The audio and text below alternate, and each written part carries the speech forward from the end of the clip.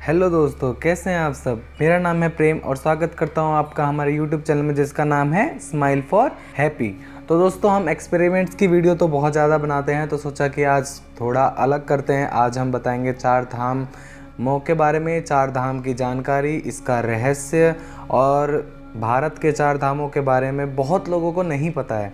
तो आज मैं ये वीडियो आपके लिए बना रहा हूँ, पूरी ही ब्रीफ में एक्सप्लेन करूँगा, पूरी मिस्ट्रीज़ जो हैं वो सब मैं बताऊँगा आपको। तो चलिए शुरू करते हैं। भारत की धर्म किताब में बद्रीनाथ, द्वारका, जगन्नाथपुरी और रामेश्वरम है। यह पवित्र चार धाम में आते हैं। अब बात करते हैं चार धाम यात्रा क्यों करी जाती है। इसकी कोई निश्चित मान्यता नहीं है, लेकिन बात सच है कि चार धाम की यात्रा करने से हमारे जो बुरा कर्मास होते हैं उनसे हमें मुक्ति मिलती है और मन भी शांत हो जाए। तो सबसे पहले बात करते हैं बद्रीनाथ के बारे में। बद्रीनाथ मंदिर उत्तराखंड के चौमेली अलकनंदा के नदी पर स्थित है। ये मंदिर हमारे भगवान विष्णु जी को समर्पित है। ये मंदिर प्राचीन काल में बना हुआ है, 15 मीटर ऊंचा है। यह मंदिर 3 भागों में बांटा हुआ है, यानी गर्भगृह, दर्शन मंडप और सभा मंडप। और मंदिर के अंदर 15 मूर्तियां स्थापित हैं, जिसमें से भगवान विष्णु जी की 1 मीटर ऊंची काले पत्थर की प्रतिमा है। इस मंदिर को धरती के बनकोट कहा जाता है। इस वजह से यहाँ बहुत से श्रद्धालु हर साल पहुँचते हैं। माना जाता है कि यह प्रतिमा भगवान के खुद प्रकट होने में से है। एक बात यह भी है कि इस मंदिर की स्थापना और नाम को लेकर बहुत से बातें सामने आई हैं। कहा जाता है कि यह भूमि भगवान शिव जी की थी, पर भगवान विष्णु को अपने ध्यान के लिए भूमि चाहिए थी, इसलिए उन्होंने बच्चे का रूप धारण कर लिया और रोने लगे। उनको रोता देख शिवजी और पार्वती जी उनके पास आए और बोले, तुम्हें क्या चाहिए।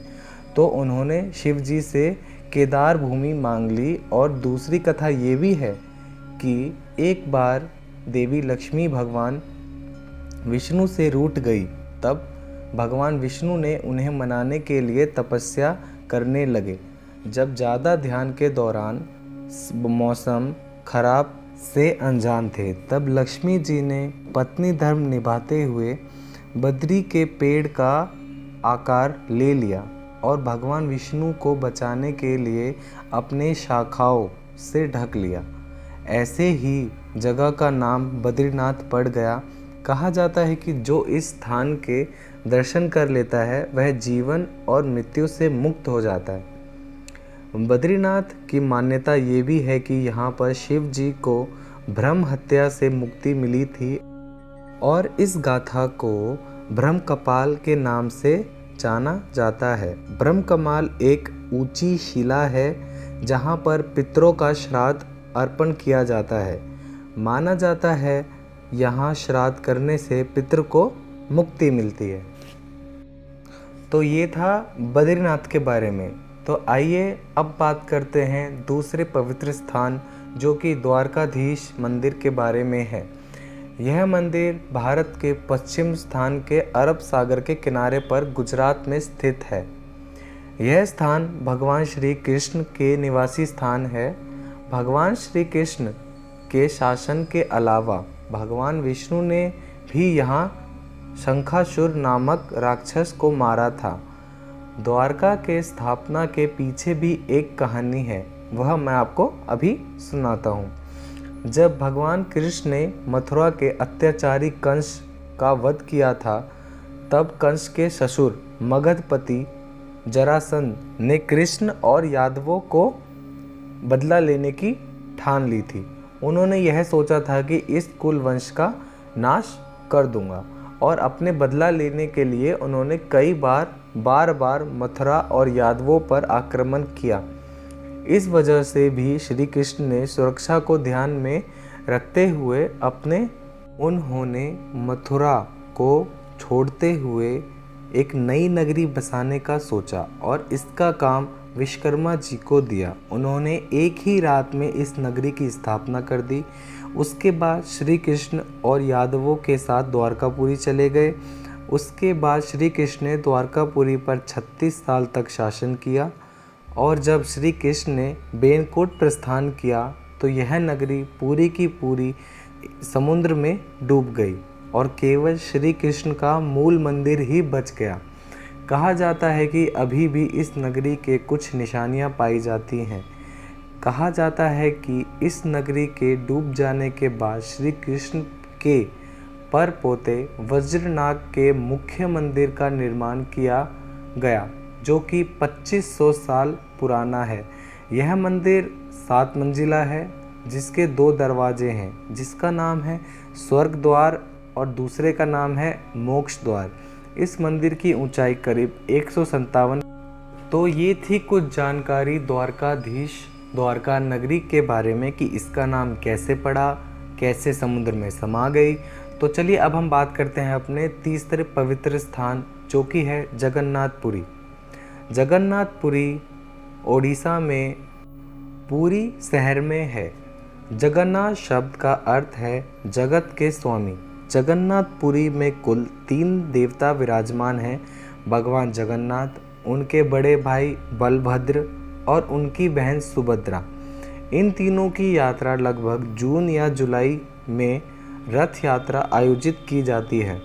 कलयुग में श्री कृष्ण राजा इंद्रदेवमन के सपने में आए थे और उन्होंने पुरी के दरिया के किनारे एक पेड़ में उनका विग्रह बनाने का आग्रह किया था। बाद में उस मंदिर बनाने का आग्रह भी किया था। आदेश के अनुसार इस काम के लिए एक बढ़ई को ढूंढने लगे। बढ़ई मतलब जो कि एक कारपेंटर होते हैं, उनको ढूंढने लगे में व्यस्त हो गए। इस दौरान उन्हें एक बूढ़ा ब्राह्मण मिला जिसके विग्रह को बनाने की इच्छा बहुत ज़्यादा थी। साथ में उन्होंने एक शर्त भी रखी थी कि इस विग्रह को वो एक बंद कमरे में बनाएंगे और शर्त यह थी कि काम करते वक्त कोई भी कमरे का दरवाज़ा नहीं खोलेगा, नहीं तो काम अधूरा रह जाएगा। काम शुरू हुआ। कुछ समय तक कमरे में काम करने की आवाज़ आई और कुछ समय बाद वह आवाज़ बंद हो गई। आवाज़ बंद हो गई। फिर राजा और रानी संदेह हुआ कि उस बूढ़े व्यक्ति को कुछ हो तो नहीं गया। इस चिंता के कारण राजा ने उस कमरे का दरवाज़ा खोल दिया। उस विग्रह को अधूरा दिखाई हुआ। तब उन्हें एहसास हुआ कि वो ब्राह्मण कोई और नहीं बल्कि खुद विश्वकर्मा थे। इसके बाद राजा ने उन अधूरी मूर्तियों का ही बाद में मंदिर में स्थापना कर दी। यही कारण भी है कि मंदिर में कोई पत्थर की मूर्ति नहीं बल्कि पेड़ का तन से बनाई गई मूर्ति है, उनकी पूजा की जाती है। जगन्नाथ मंदिर श्री विष्णु के 8वें अवतार श्री कृष्ण को समर्पित है। वर्तमान में जो मंदिर है वह 7वीं सदी में बनाया गया था। यह मंदिर प्राचीन में 3 बार टूटा भी है। इस मंदिर के संबंध में एक और आश्चर्यजनक बात यही है कि मंदिर के ऊपर एक लाल ध्वज हमेशा हवा में उल्टी दिशा में बहता है और इसका कारण आज तक स्पष्ट नहीं हुआ है। साथ ही इस मंदिर के ऊपर सूर्य दर्शन चक्र पुरी में किसी भी दिशा से देखा तो हमें हमेशा यही लगता है कि वो हमारे सामने है और इस चक्र को नील चक्र भी कहा जाता है। तो ये थी बात कुछ जगन्नाथ मंदिर के बारे में। तो चलिए अब हम अपने चौथे पवित्र स्थान पर चलते हैं, जो कि है रामेश्वरम। रामेश्वरम मंदिर तमिलनाडु के रामनाथपुरम जिले में है। यह मंदिर बंगाल की खाड़ी और अरब सागर के संगम पर स्थित है। इस मंदिर के स्थापना की कड़ी रामायण से जुड़ी है। पहले कथा के अनुसार जब राम, लक्ष्मण, हनुमान और उनकी वानर सेना सहित लंका की ओर जा रहे थे तो श्री राम ने विजय के लिए उन्होंने समुद्र के किनारे पर शिवलिंग बनाकर भगवान शिव जी की पूजा की थी। इससे प्रसन्न होकर भगवान शिव जी ने राम जी को विजय का आशीर्वाद दिया था। और इनके मिलने के साथ ही श्री राम ने शिव जी से कहा था कि सदा ही इस शिवलिंग में वास करेंगे। इस मंदिर का गलियारा विश्व का सबसे बड़ा गलियारा माना जाता है। मंदिर के पास ही समुद्र के आज भी राम सेतु के अवशेष पाए जाते हैं, जिसे हम आमतौर पर राम सेतु के नाम से जानते हैं। तो दोस्तों, ये थी हमारे 4 धाम की यात्रा। मुझे लगता है कि मैंने सारी जानकारियाँ इसमें दे दी हैं। तो इस वीडियो को लाइक करें, चैनल को सब्सक्राइब करें, ताकि हम और भी आगे आपको इन्फॉर्मेटिव वीडियो, एक्सपेरिमेंट्स, बहुत सारी जानकारी हम आपको दे पाएंगे। तो मिलता हूँ मैं आपसे आपके अगले वीडियो में। तब तक के लिए